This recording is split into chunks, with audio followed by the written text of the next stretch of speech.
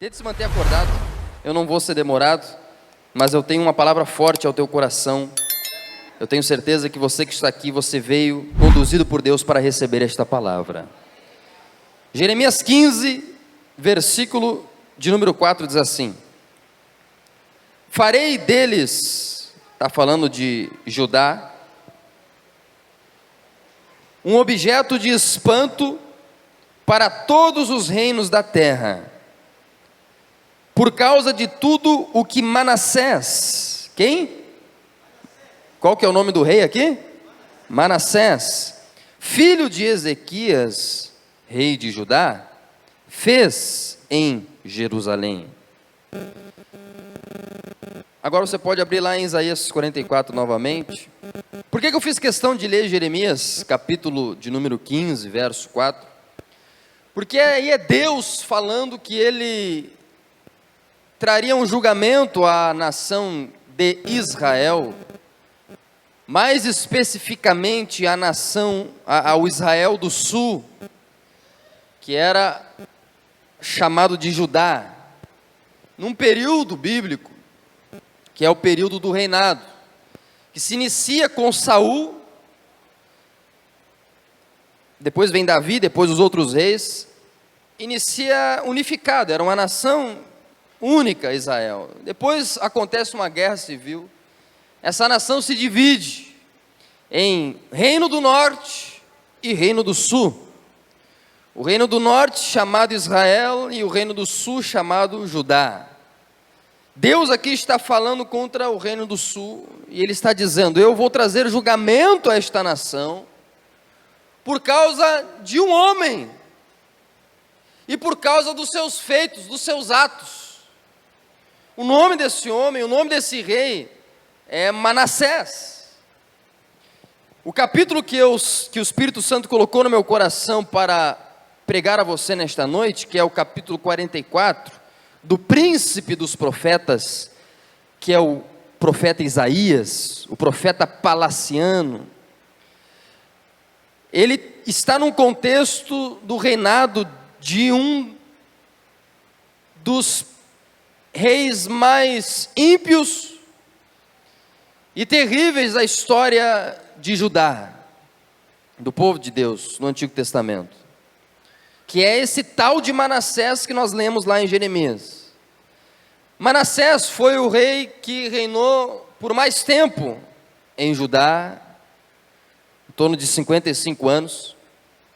Ele é filho de um rei muito piedoso, que é Ezequias, mas ele não saiu como o pai. Sabe aquela fruta que cai longe da árvore? É Manassés em relação ao seu pai Ezequias. Seu pai Ezequias era um homem piedoso, um homem que buscava Deus, um homem que tentava levar a sua família para a presença de Deus. Todavia o seu herdeiro Manassés se revelou o extremo oposto do que o seu pai fora. Apesar de ser criado na presença de Deus, de ser criado no ensino de Deus, Manassés, quando assumiu o seu reinado, se tornou um dos piores e mais malévolos reis da história de Judá. Ele, em primeiro lugar, para você ter uma noção das atrocidades que ele fez, e porque ele é considerado um dos reis mais ímpios que Judá teve, ele restaurou todos os ídolos, toda a adoração ao deus pagão chamado Baal, que o seu pai Ezequias havia exterminado. Seu pai destruiu os altares de Baal e Manassés foi lá e restaurou esses altares. Manassés, ele trouxe para a nação o satanismo, ele trouxe para a nação o paganismo. Ele era um rei que deixou há muito tempo de consultar pastores para consultar cartomantes, adivinhos, bruxos, espíritos chamados espíritos familiares. Isso que eu estou falando para você, você pode ler na sua Bíblia, nos livros dos reis. Então, ele consultava esses espíritos, chamados espíritos familiares.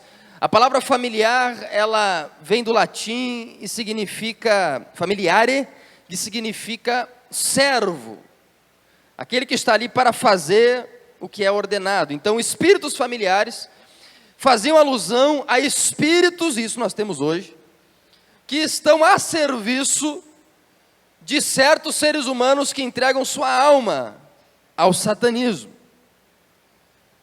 E Manassés trouxe isso para a nação.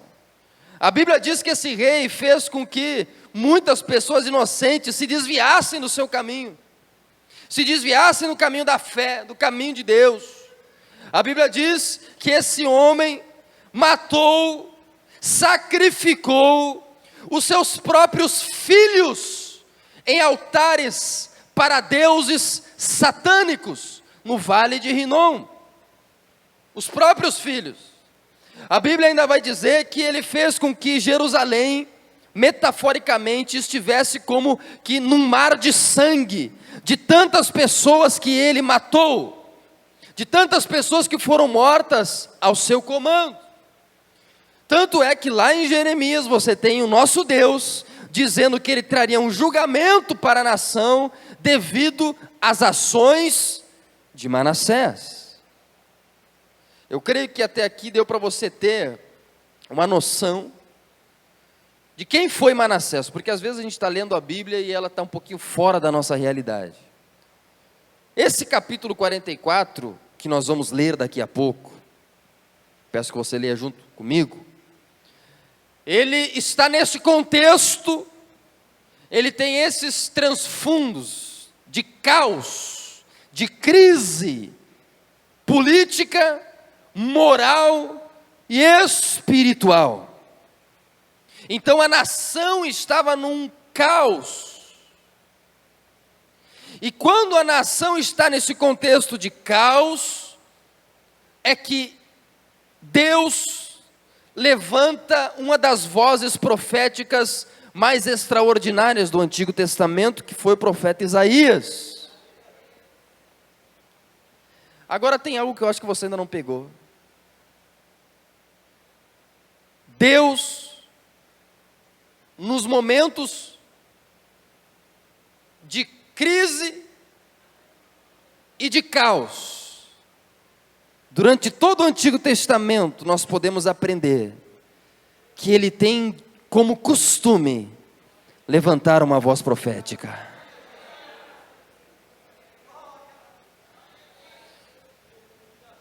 Aleluia.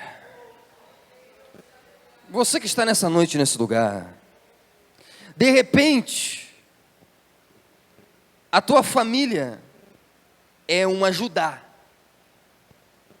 É esta nação que está enfrentando, debaixo de um déspota, de um ditador, uma situação de crise e de caos.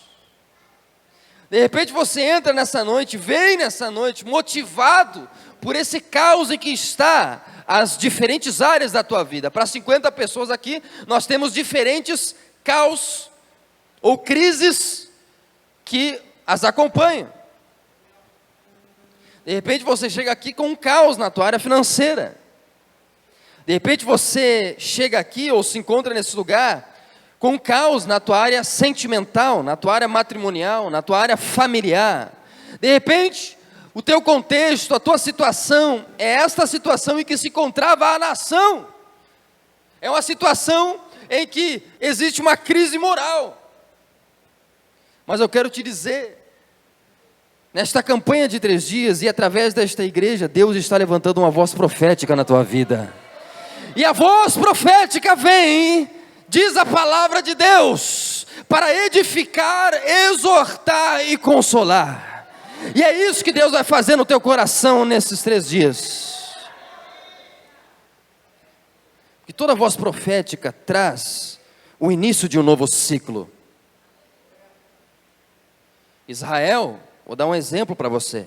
Israel estava há 400 anos sem ouvir a voz de Deus. Quando, pastor? Entre o Antigo e o Novo Testamento da tua Bíblia. Tem uma página em branco. Numa diz, tem o último livro, né, da Bíblia, do Antigo Testamento. Abacuque, Sofonias, Ageu, Malaquias. Depois vem o primeiro livro do Novo Testamento, que é Mateus.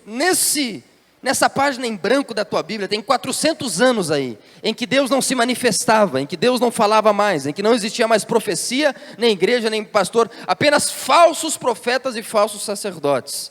Até que um dia, na Palestina, mais especificamente, às margens do Rio Jordão, vem uma voz profética chamada João Batista.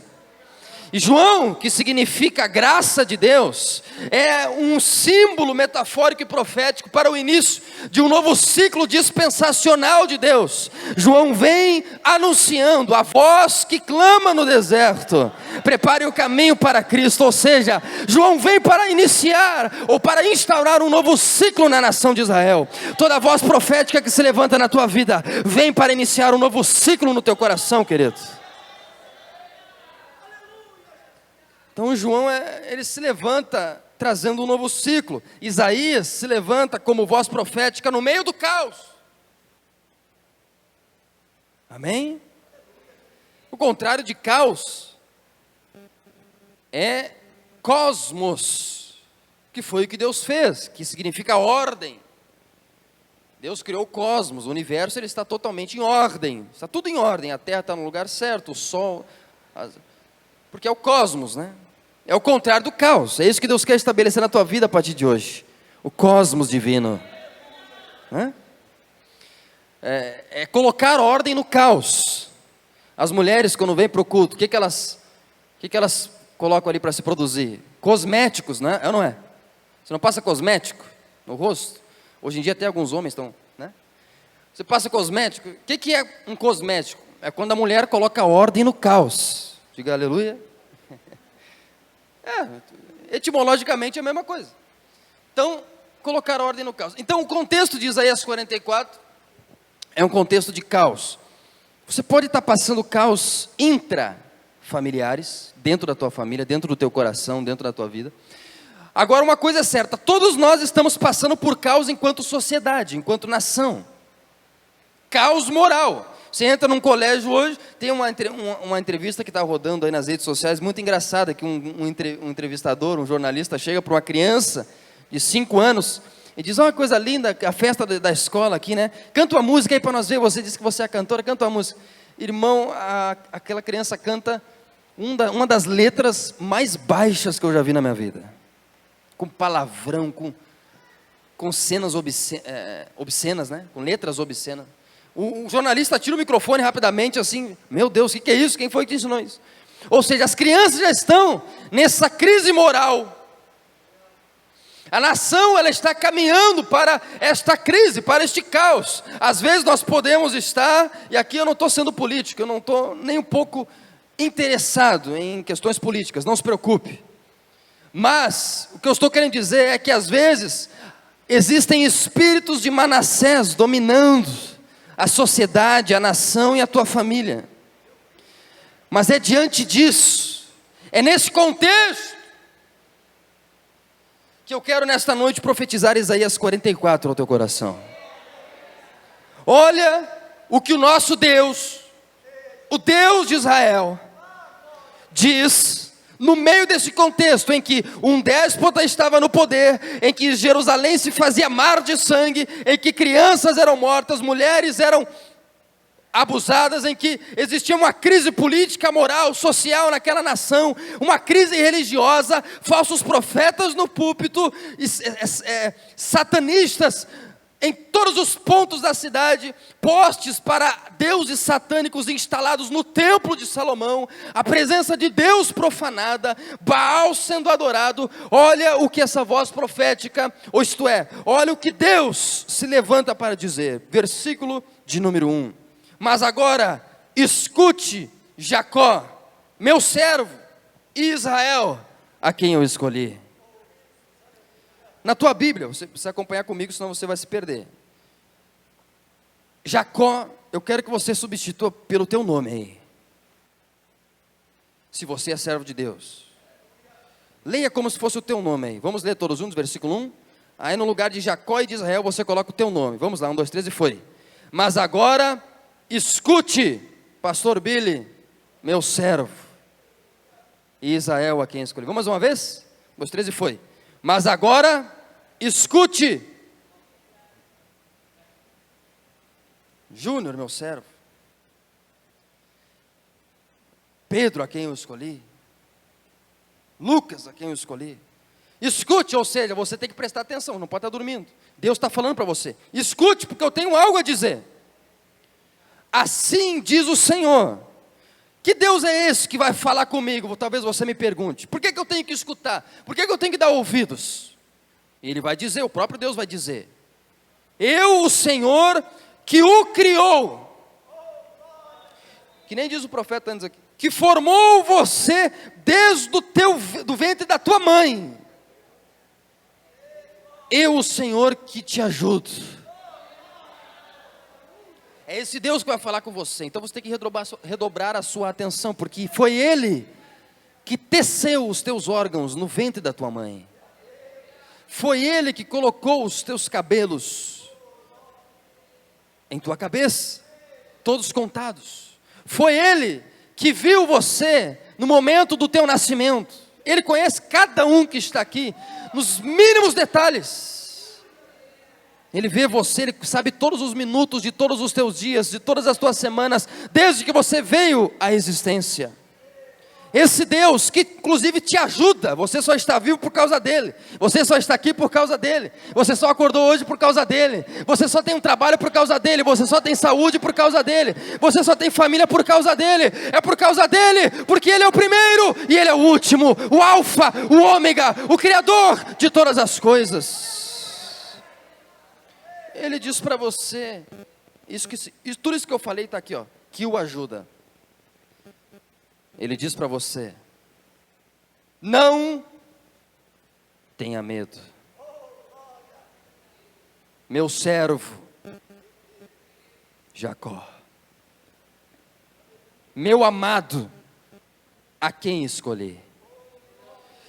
Ele vem nesta noite, através da minha voz, dizer para você, não tenha medo. Porque as circunstâncias, e nós aprendemos isso naquela linda passagem que os discípulos estão enfrentando uma tempestade em alto mar, ou no lago, chamado de Mar da Galileia. As circunstâncias, elas têm o poder, muitas vezes, de determinar o estado do nosso coração.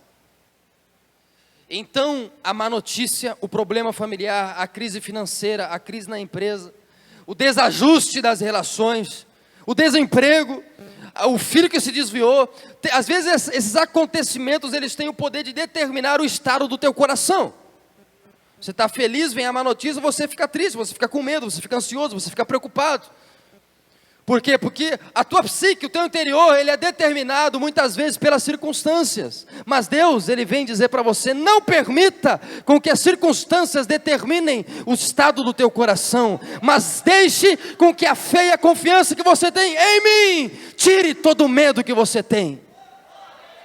Ele diz, não importa a crise, o caos que você esteja vivendo, não tenha medo. Meu servo. Aqui, ele pinça da multidão os servos.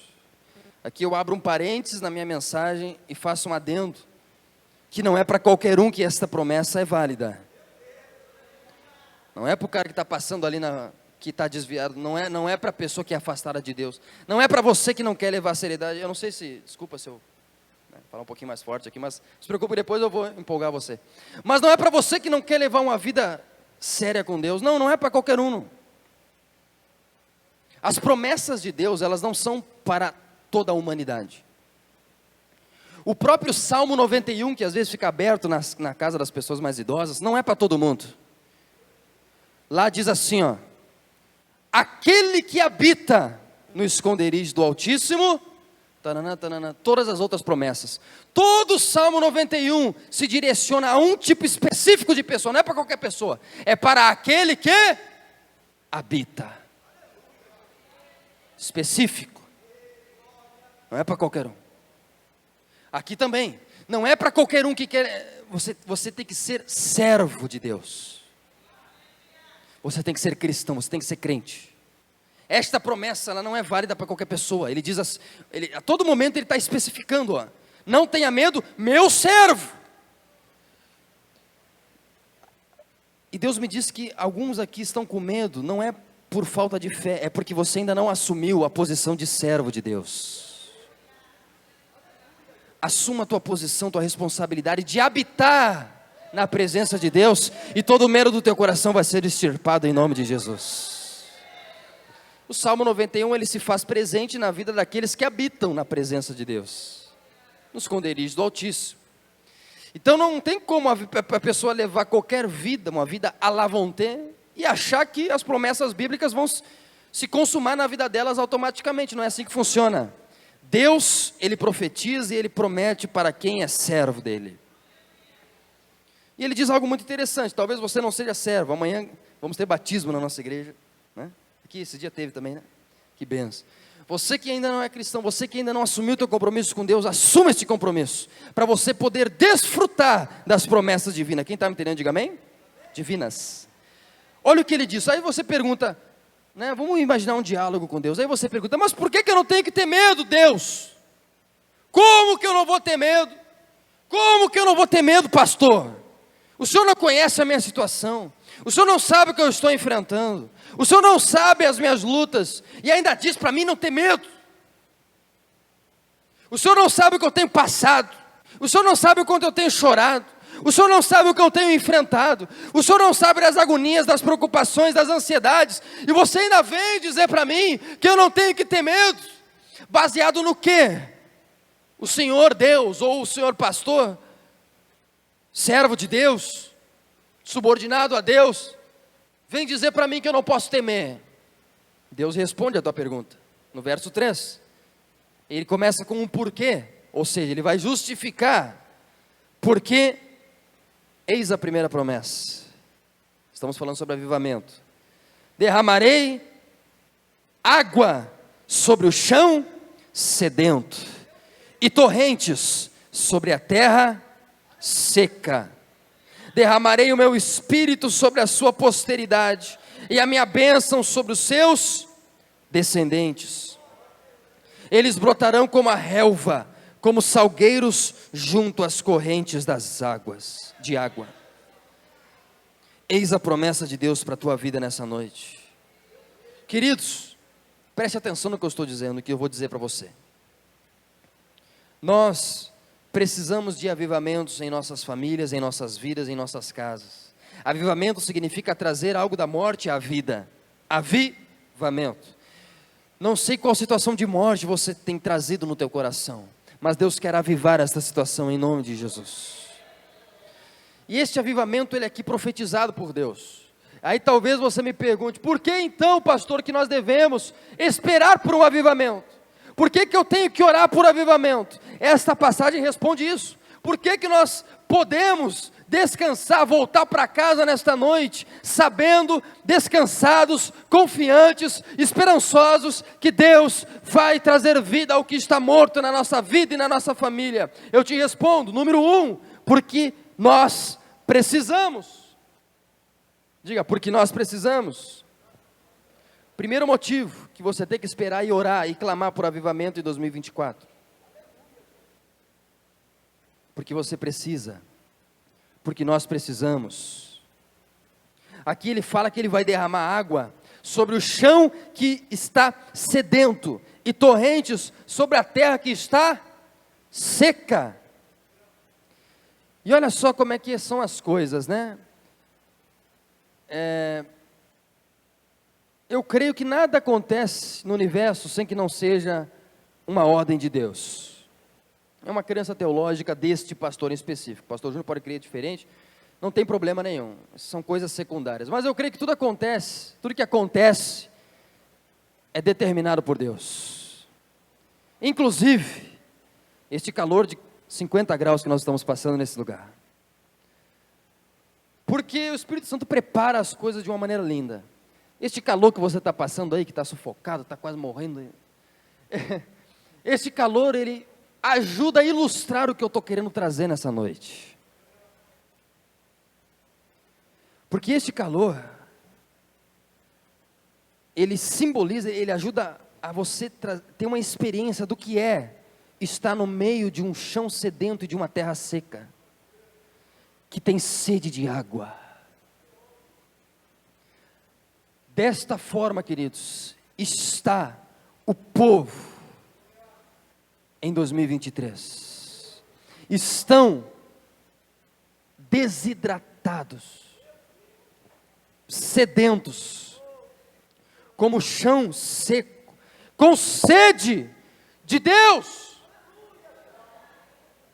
O povo não está mais, e aqui eu não estou me direcionando a pessoas que têm sede de bens, não é sede de um carro melhor, não é sede de uma casa melhor, porque o carro estraga, a casa mofa, não é sede de salários melhores. Deus quer abençoar a tua vida com salários melhores, mas se você estudar, se profissionalizar, tratar a tua empresa com honestidade, Deus vai te prosperar. Isso é algo comum, normal. Se você for fiel com Deus, nas obrigações da casa de Deus, Deus prospera a tua vida.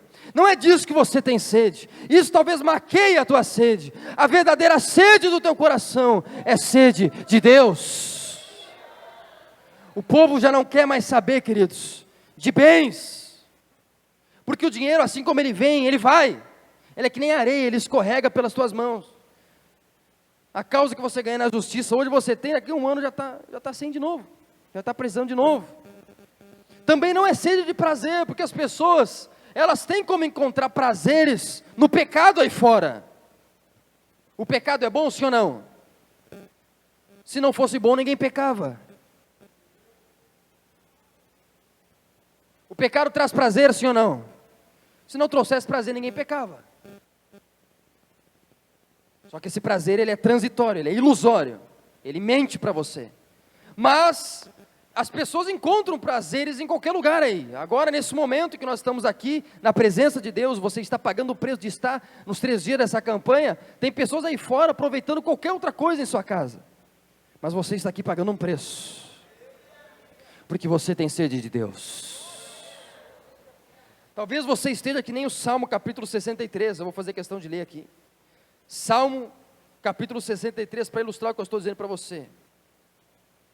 Salmo 63, olha o que diz Davi. Escute, preste atenção. Olha o que ele diz: ó Deus, Tu és o meu Deus, eu te busco ansiosamente, a minha alma tem sede de Ti, o meu corpo Te almeja, como terra árida, exausta e sem água. Talvez a tua alma esteja que nem você, que nem o teu corpo agora, passando calor, desidratado, com sede. Talvez o teu coração esteja como uma terra seca, uma terra árida, uma terra em que falta água, e onde falta água, falta vida, porque onde não tem água, não tem vida. Talvez é isso que você esteja enfrentando no teu coração, na tua família, no teu casamento. Falta água, falta frescor, está seco, está árido. Mas aqui Deus nos lança uma promessa, e eis aqui o segundo motivo pelo qual você tem que esperar por um avivamento, meu querido. Primeiro, porque você está precisando. Segundo, porque Deus prometeu que Ele derramaria água sobre todo o chão sedento e chuva sobre toda a terra seca. Você está com o teu coração sedento nessa noite? Então Deus vai derramar o Espírito dEle sobre o teu coração, em nome de Jesus. Mas para isso você precisa estar sedento, porque Deus promete derramar sobre o chão sedento. Não é qualquer chão. De novo, essa doutrina que eu estou ensinando você especifica. Não é qualquer um, não é qualquer pessoa, não é todo mundo que está me ouvindo. Lógico que não, óbvio que não. É só quem está me ouvindo e que está sedento. Ele qualifica, ele coloca um adjetivo. O adjetivo qualifica a palavra que o precede. É o chão sedento. É quem tem sede de Deus. É quem quer mais de Deus. É quem deseja mais de Deus. Você deseja mais de Deus essa noite, sim ou não? Então Deus vai derramar o Espírito dEle sobre você. Porque a água na Bíblia, ele faz aqui um paralelismo hebraico, comparando a chuva com o Espírito. Derramarei água sobre o chão sedento, torrente sobre a terra seca. Aí depois ele explica o que é a chuva e o que é a água. Derramarei o meu Espírito sobre a tua posteridade, e a minha bênção sobre os teus descendentes. A chuva de Deus é o Espírito Santo, que vem para avivar toda a terra seca, trazer vida para aquilo que está morto, porque onde o Espírito de Deus está, existe vida. Vida. Sem água não há vida. O teu corpo, ele é mais que 50%, eu não tenho ao certo agora a porcentagem, mas é em grande parte formado por água. Sem comida você consegue aguentar até 7 dias, Jesus ficou 40 dias sem comer. Sem comida você aguenta, sem água você não passa de 3 dias desidratado. Teus órgãos começam a colapsar, porque a água é aquilo que move, é aquilo que gera vida no teu ser. Da mesma forma, no teu espiritual, o Espírito Santo simboliza a água. Sem o Espírito você não tem vida, sem o Espírito você está morto. Mas a Bíblia aqui me promete que Deus derramaria o seu Espírito sobre a tua posteridade. Aleluia! Queridos, onde o Espírito de Deus é derramado, existem resultados extraordinários. Quarto motivo: primeiro, porque nós precisamos. Segundo, porque Deus prometeu. Terceiro motivo, porque onde o Espírito de Deus é derramado, ali existe uma produção de resultados extraordinários.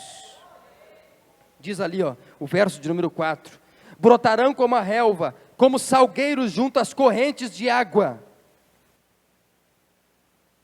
Aleluia. Louvor, pode. Estou finalizando a minha. Fazer um.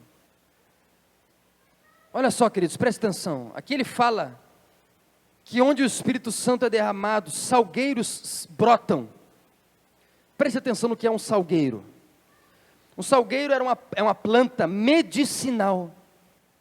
É uma planta que servia como aspirina para trazer cura ao corpo doente. Ele era usado para isso. Na China, no Oriente, o salgueiro era considerado uma planta que trazia imortalidade. Aqui a bênção é que brotarão na tua família, na tua casa, na tua posteridade, salgueiros junto às correntes das águas. É uma promessa de cura para a tua descendência. Arabassuia, arabacandará. Cura. Aqui a bênção de Deus não para em você. Ele não promete, inclusive, para você que está achando que você vai ser abençoado, Ele nem promete para você. Ele diz que Ele derramará a bênção sobre a tua posteridade, sobre os teus descendentes,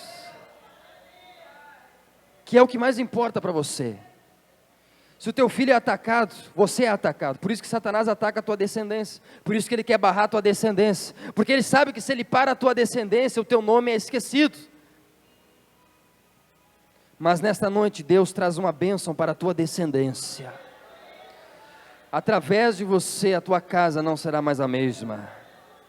Se você assumir um compromisso com Deus nessa noite. Eu sou filho de pastor. E eu sou neto de pastor. Meu avô, pastor Vanderlei, que não pôde estar conosco hoje, queria muito vir. Uma oportunidade ele vai ter que vir aqui, né? Ele queria muito vir, mas ele, além de me ajudar na obra, ele também cuida de uma outra obra lá na cidade de Dilermando. Ele está lá hoje, pregando o Evangelho. Um homem de Deus. Ele tem um testemunho, ele me permite contar esse testemunho. Ele tem um testemunho muito lindo, meu avô. Ele era aquele camarada, muito tempo atrás, que a esposa não sabia que hora ia chegar em casa, de tanto que ficava por aí bebendo. E quando chegava, era pior do que quando estava fora. Chegava bêbado, e fazia todas as atrocidades que a bebida faz na vida de uma pessoa e de uma família, e qualquer outro pecado. Até que um dia um jovem missionário lá no meio do campo, Passo da Cruz, para lá de Uruguaiana, de onde eu sou, resolveu levar a palavra para aquele homem que estava à beira do caminho. Pregou o Evangelho para ele, convidou ele para estar no culto. Ele não ia ir, mas até que ele, chegando a anoitecer, decidiu: eu vou ir naquele culto lá para ver o que é isso. Isso no meio do campo, irmão, não tinha cidade, não tinha igreja, nem sabiam o que era isso. No meio da campanha. Decidiu ir, num localzinho de tábua de madeira, onde tinha esse jovem missionário, que nós nunca descobrimos o nome e nem mais sabemos para onde foi, mas que os frutos permanecem até hoje. Meu avô entrou naquele lugar e naquela noite ele aceitou Jesus. A minha avó, que frequentava centros de macumba, centros de religiões afrodescendentes, porque hoje não dá para falar outro, né? Centros de espíritos demoníacos, foi quase uma mãe de santo, decidiu acompanhar meu avô e se converteu, se tornou uma pastora e ele também. Os 7 filhos, dos quais um é meu pai, nasceram na presença de Deus. Todos, quem não é pastor é levita, quem não é levita é dançarino, quem não é dançarino é diácono. E depois dos filhos, eu e os meus primos nascemos. E somos a 3ª geração de pastores da nossa família. Por quê que você está nessa noite ouvindo esse jovem pastor nesse lugar? Poderia ser qualquer outro, mas você está ouvindo a mim. Por quê? Porque há mais de 60 anos atrás, de 40, de 50 anos atrás, o Espírito Santo foi derramado sobre a vida de um homem no meio do campo, e a bênção veio para a descendência e para a posteridade. Deus quer alcançar os teus netos, Deus quer alcançar os teus filhos, Deus quer alcançar a tua família. Se você decidir nessa noite por Jesus, meu querido,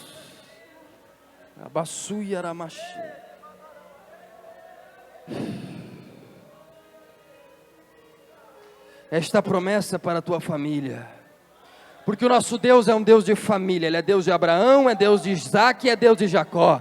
Ele é um Deus que ama restaurar famílias. Ele não é um Deus egoísta. A bênção não para em você, a bênção transborda. Lembra de Manassés que eu falei no início? Quem ainda lembra, dá um glória a Deus aí. Esse tal de Manassés, que foi o pior rei da nação de Israel, a Bíblia diz que ele não terminou mal. Primeiro, a Bíblia diz que ele, depois que ele é julgado por Deus, ele se arrepende dos seus pecados. Eu estou falando aqui do rei mais sanguinário, mais ímpio e mais iníquo. E a Bíblia diz que quando ele se arrepende, Deus perdoa Manassés. Acho que por essa você não esperava. Mas ele termina perdoado. Primeiro ponto a respeito do meu Deus: o meu Deus é amor. Não importa o que você tenha feito, se você se arrepender dos teus erros e dos teus pecados, Deus tem perdão para você. Se ele perdoou Manassés, ele pode perdoar qualquer outro. Agora, algo mais interessante é que Manassés teve um filho chamado Amon, e o neto de Manassés, Josias, foi o melhor e mais abençoado rei da nação de Israel. Manassés começou mal, mas terminou bem. Começou longe de Deus, mas terminou arrependido e perdoado. E por causa disso, esta promessa, talvez, eu creio, também tenha se manifestado na vida dele. E o neto de Manassés, Josias, diz a palavra de Deus que trouxe um avivamento sem medidas para a nação de Israel. O culto ao Deus Altíssimo foi restaurado, a adoração a Deus no templo foi restaurada. A Bíblia diz que Josias encontrou o seu sacerdote Hilquias, encontra a Bíblia que estava esquecida, o livro da lei, no templo. E a Bíblia diz que Josias promove uma restauração, um reavivamento moral, político, social. A nação enriquece, as famílias crescem, e somente Deus é exaltado, porque Deus abençoa a descendência.